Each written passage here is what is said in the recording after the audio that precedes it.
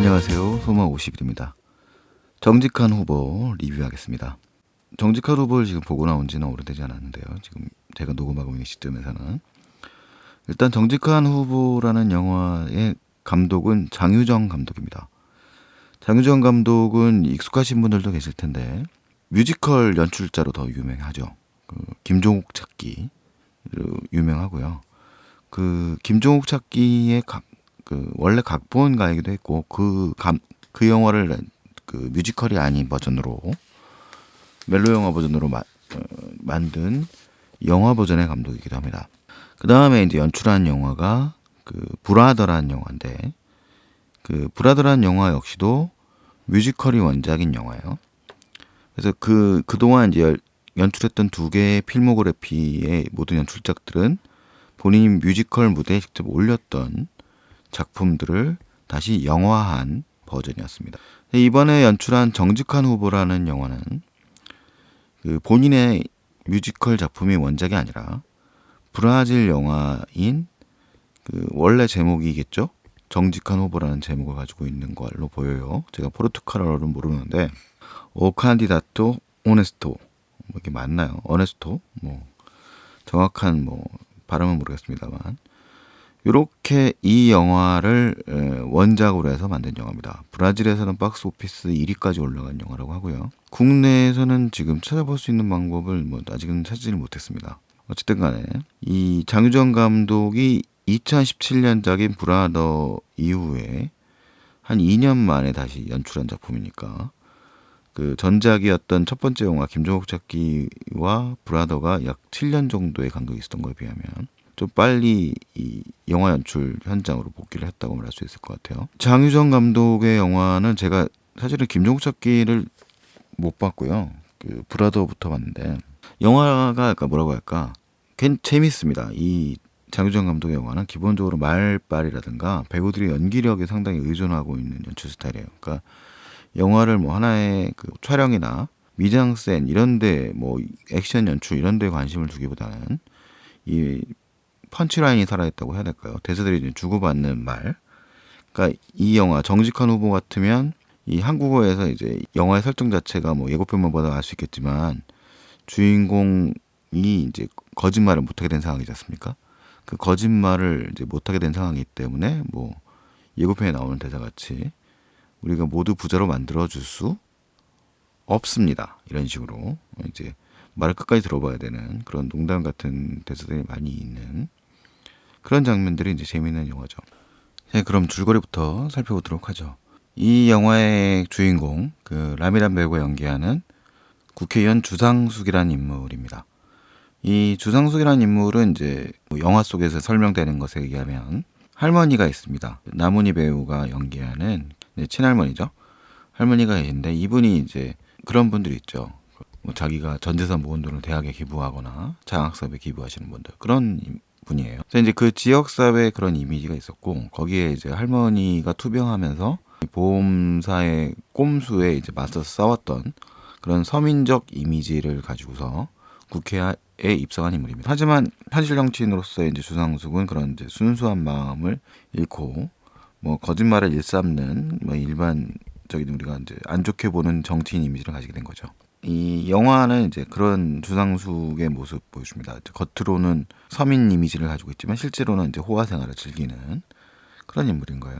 그러다가 이제 이 영화가 이제 넘어가면서 또한 특별한 계기로 인해서 이 주상숙이 이제 밥 먹듯이 하는 거짓말을 못하게 된 거죠. 거짓말을 못하게 되니까 속내를 그냥 다 얘기할 수밖에 없는 상황이 되고 그 속에서 위기를 맞이하게 된다는 이야기입니다.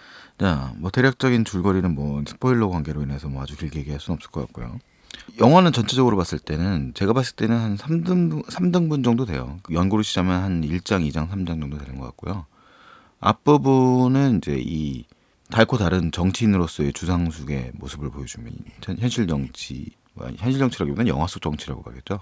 영화 속 정치인의 아주 부정적인 모습들이죠. 두 번째 파트는 이제 두 번째 부분은 주상숙이 거짓말을 못하게 되면서 펼쳐지는 여러 가지 해프닝들, 그의 가족 관계, 이야기, 백사이드 스토리들, 좌충우돌하는 상황들이죠. 마지막 단계에서 그런 갈등들 해결되는 과정, 그러면서 이제 벌어지는 대폭로전, 뭐 이런 단계로 구성되어 있습니다. 그래서 영화가 사실은 이제 재미있는 부분은 이 주상숙이 이제 앞부분에 서두에 나왔던 그런 아주 속물적인 이미지를 가지고 있는 그 본심이 드러나는 이 두 번째 파트 정도에서가 제일 재밌는 파트예요. 그러니까 하고 싶은 말들. 그러니까 이거는 현실 정치에서 일반 서민들이 느끼는 현실 정치인에 대한 그런 부정적인 인식들을 극대화하는 효과인데, 그런 효과들이 이제 겉으로 노골적으로 드러남으로 인하여 생기는 일종의 풍자적 요소들이 있는 거죠. 자, 그런데 이 영화는 그 후반부에 가서 그 문제를 풀어가는 방식들이 어떻게 보면 전형적이고 너무 좀